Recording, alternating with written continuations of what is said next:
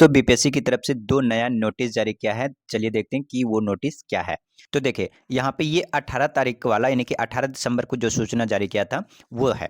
तो इसमें क्या बोला था, इसमें ये बोला था कि अध्यापक नियुक्ति प्रतियोगिता परीक्षा के उम्मीदवारों को सूचित किया जाता है कि वर्ग 1-5 को छोड़कर यानी 1 से 5 को छोड़कर अन्य सभी वर्गों के विषयों की परीक्षा में भाग एक यानी भाग एक का मतलब कि जिसमें कि क्वालिफाइंग नेचर का था 8 नंबर का इंग्लिश और बाकी हिंदी के पेपर थे, उसमें से आपको 9 नंबर लाना था।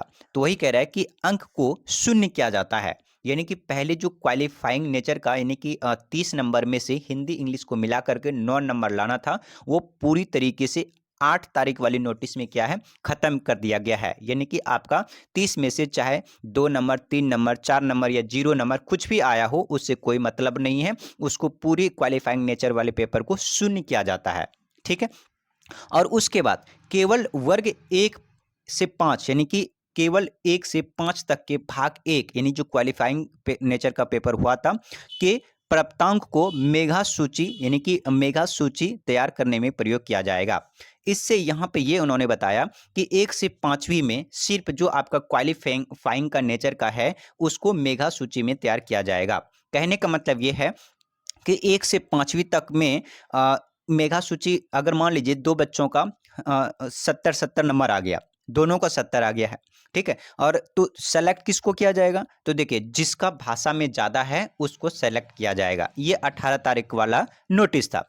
तो आपने अभी 18 तारीख वाला नोटिस दिया देखा। अब देखिए 19 तारीख को वही क्वालिफाइंग के नेचर के लिए इन्होंने जो है बीपीएससी ने एक सूचना जारी किया। और इसमें क्या क्या है कि तो 18 तारीख यानी 18 दिसंबर की जो सूचना जारी किया था उसको उन्होंने उसमें संशोधित किया और इसलिए इन्होंने नाम दिया शुद्धि पत्र।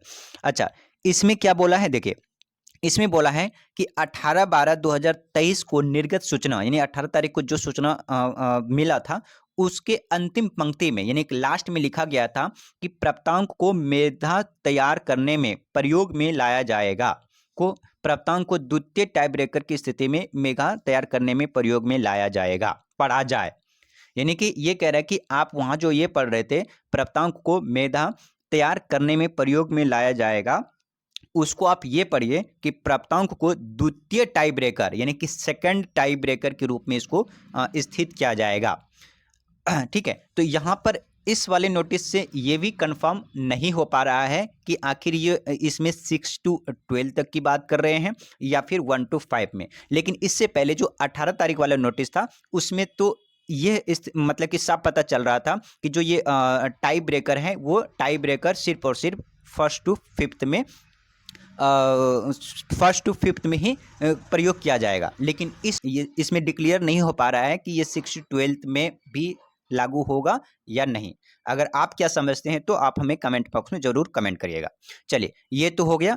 अब हम आगे दूसरा नोटिस देख लेते हैं जो वेलफेयर से रिलेटेड है। अब देखिए वेलफेयर से रिलेटेड 18 तारीख को ही सूचना मतलब कि एक आवश्यक सूचना नोटिस जारी किया गया है। इसमें यह लिखा हुआ है कि विद्यालय अध्यापक प्रतियोगिता परीक्षा के अंतर्गत अनुसूचित जाति एवं जनजाति कल्याण विभाग के संबंधित रिक्तियां विलंब से प्राप्त होने के कारण शिक्षा विभाग के अंतर्गत दिखाई गई रिक्तियों में ही शामिल किया गया है। इसके लिए कोई अलग से आवेदन शुल्क नहीं लिया गया था, जबकि आवेदन शुल्क अलग से लिया गया था और यहाँ पे कह रहा है कि नहीं लिया गया है। अतः अनुसूचित जाति एवं जनजाति कल्याण विभाग को अंग्रेजी वर्णमाला के क्रम में जिलों की सूची अंत में शामिल करते हुए संयुक्त सूची के क्रम में जिला या विभाग आवंटित किया जाएगा। इसके आलोक में सूचित किया जाता है कि इच्छुक अभ्यर्थी 19 से 20 तारीख तक आयोग की वेबसाइट पर अपना लॉगिन आईडी और पासवर्ड से लॉगिन करके कोई 2 डिस्ट्रिक्ट चूज करेंगे यानी तीनों जिलों में से विकल्प में संशोधन कर अनुसूचित जाति एवं जनजाति कल्याण विभाग के अंतर्गत पदों के लिए विकल्प के रूप में WSC ST को शामिल कर सकते हैं।